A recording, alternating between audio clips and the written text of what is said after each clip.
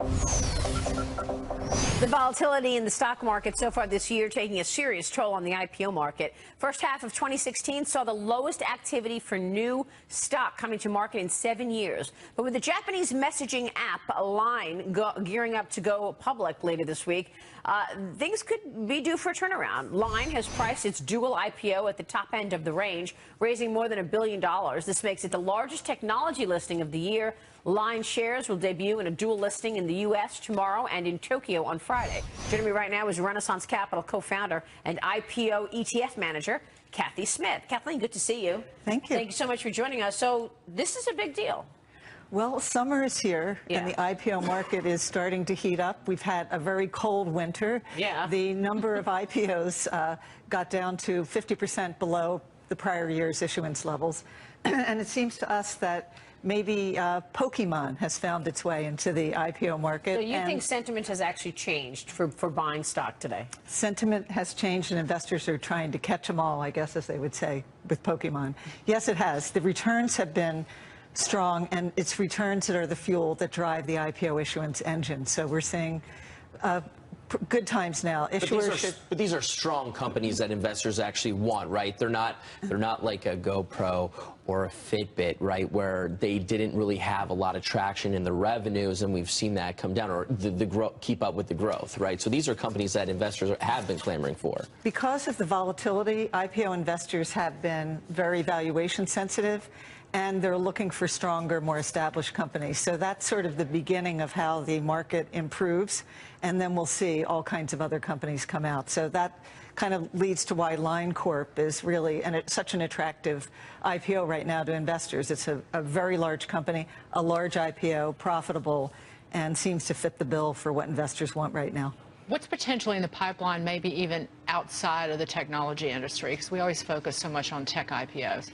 Well, there are plenty of other kinds of companies. There's in all industries. I would say in the consumer product space, for example, we're going to see the first consumer products high growth IPO from a company called Yeti Coolers. That's an interesting one. Makes high-end luxury coolers. You can pay about $1,000 for one. A lot of profits. No need for that. Well, if you're an extreme outdoors person, you want to make sure the beer stays cold longer than any other. And if you're camping, you want to make sure the grizzly bear can't get in the cooler. And SoulCycle's still in. That's doing. It's going to be launching the roadshow soon. SoulCycle. SoulCycle is still a candidate to get its IPO done this year. I think they're just timing the market, and it seems to be obvious now. I don't get the SoulCycle thing. I don't, but that goes to what you were talking about GoPro going public. They're faddish, and that's the danger there, potentially. I think you have to worry about that with any company. You really look at and say, what kind of sustainable revenue do they have? How much is a fad? Even if we get back to Line Corp, a very important IPO to be traded. What about something like Twilio? I mean, it went public the day before, Britain's shocking exit.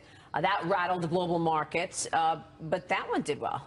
Well, and I think the reason is that investors didn't, one, they priced the IPO at a very low price. Because pricing is so critical. Very critical. And also... Price, by the way, we're looking at the chart, price at $15 a share. So if you got the IPO price, you did 30, so well. 30. And also, if you bought in the aftermarket, it's traded very well for investors that bought.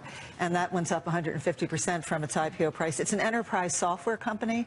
There's another company, the second one to come out, and it'll price in 2 weeks, called Talend. Talend, and that looks like it will be of interest now. The question is whether it'll price at such an attractive valuation that Twilio did when it came out. And maybe we should shed light on what actually Line is, right? So Line is a text app, right? It's a communications app. It's a Japanese company. It competes against WhatsApp. Is that correct? Mobile messaging.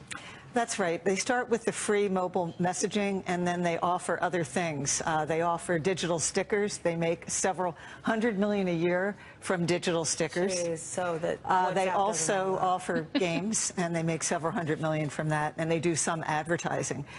They are similar to WhatsApp, very popular here in the U.S., to WeChat, a popular Chinese messaging app.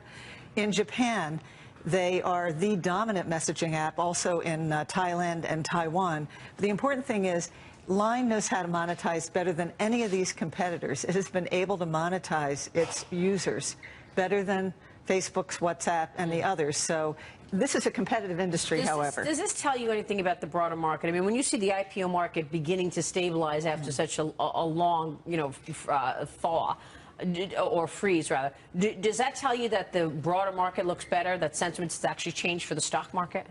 I'd like to think it was somewhat of a leading indicator, but we think that the market has to be fairly stable to make a strong IPO market.